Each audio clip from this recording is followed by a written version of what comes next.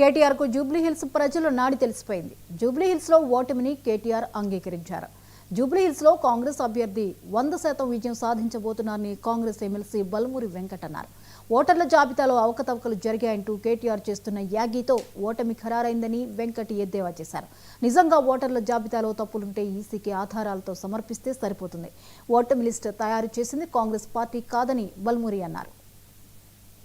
కల్వకుంట్ల తారక రామారావుకి జూబ్లీహిల్స్ లో వాస్తవ విషయాలు ప్రజల నాడి అర్థమై 100% జూబ్లీహిల్స్ లో కాంగ్రెస్ పార్టీ గెలుస్తుందని చెప్పి తెలిసి ఉద్దేశపూర్వకంగా ఏదైతే ఓడిపోయిన తర్వాత ఈ యొక్క నెపం దేనిపైన ఎత్తేసేయాలి, ఎవరిపైన నెట్టేసేయాలని ఒక ఉద్దేశంతో చాతగాక ఈ రోజు ఓట్ చోరీ, ఓటర్ లిస్ట్ అక్రమాలు జరిగినాయి, ఓటర్ లిస్ట్ లో అడిషన్స్ జరిగినాయి అని చెప్పి అడ్డగోలుగా నోటికి వచ్చినట్టు మాట్లాడుతుండ్రు.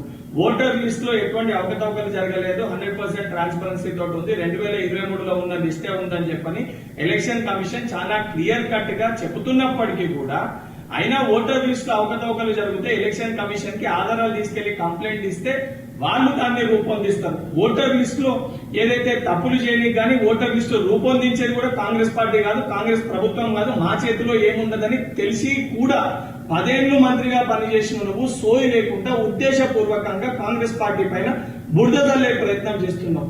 అండ్ ఉప ఎన్నికల్లో ఈ రోజు మా మంత్రులు పనిచేస్తే ఎందుకు ఇంతకంత పనిచేస్తున్నారని చెప్పి మేము మాట్లాడుతున్నాం. గతంలో బీఆర్ఎస్ పార్టీ అధికారంలో ఉన్నప్పుడు ఉప ఎన్నికల సమయంలో కొత్త పథకాలు తీసుకొచ్చి ప్రజల్ని మోసం చేసి అడ్డగోలుగా అధికారాన్ని దుర్వినియోగం చేసుకుంటేనే ఈ రోజు ప్రజలందరూ పంచుకొడితే మీ పార్టీ పోయి గజ్వేల్ ఫార్మ్ హౌస్ లో పండుకుంది. ఇప్పుడు కూడా సిగ్గుశరం లేకుండా నోటికి వచ్చినట్టు ఏది పడితే అది మాట్లాడుతున్నావు. కల్వకుంట్ల తారక రామారావు 100% జూబ్లీహిల్స్ ఎన్నికల్లో కాంగ్రెస్ పార్టీ అభ్యర్థి భారీ విజయంతో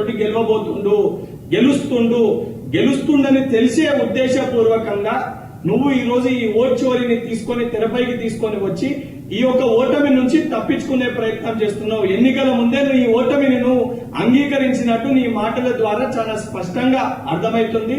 కేటీఆర్ ను ఎన్ని దొంగ మాటలు చెప్పినా, ఎన్ని డ్రామాలు ఆడినా ప్రజలు నిన్ను చెప్పులతోటి కొట్టే రోజులు త్వరలోనే రాబోతున్నాయని చెప్పి కేటీఆర్ ని హెచ్చరిస్తున్నా.